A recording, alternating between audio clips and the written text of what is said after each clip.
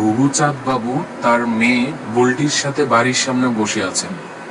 এমন সময় সেখানে বুলটির বয়ফ্রেন্ড কেলটু হাজির। ভয়ে প্রথমে বুলটির মুখ শুকিয়ে গেল, তবুও বুদ্ধি করে কেলটুকে জিজ্ঞেস করলো, তুমি কি চমচমখার লেখা ড্যাডি ইজ অ্যাট হোম বইটা নিতে এসেছো? কেলটু: না, আমি কুমকুম কুমারীর লেখা where should I wait for you বইটা নিতে এসেছি। বুলটি: সরি, এই বইটা আমার কাছে নেই, তবে তুমি কুমার কার্তিকের লেখা আন্ডার দ্য ম্যাঙ্গো ট্রি বইটা পড়ে দেখতে পারো।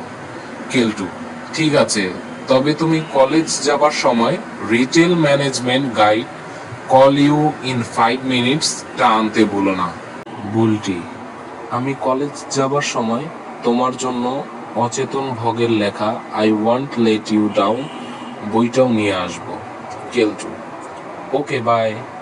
কেলটু চলে যাবার পর ঘুঘুচাঁদ বাবু বুলটিকে জিজ্ঞেস করলেন, হ্যাঁ রে, এতগুলো বই ছেলেটা কি সব পড়ে ফেলতে পারবে?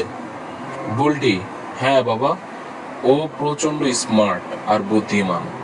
ঘুঘুচাঁদ: তাই নাকি? তাহলে বরং প্রেমকান্ত বাক্যবাগীশের লেখা ফাদার্স আর নট স্টুপিড বইটাও একবার পড়তে বলিস, তুইও পড়িস, বুঝলি? Oh, no, no, no, no.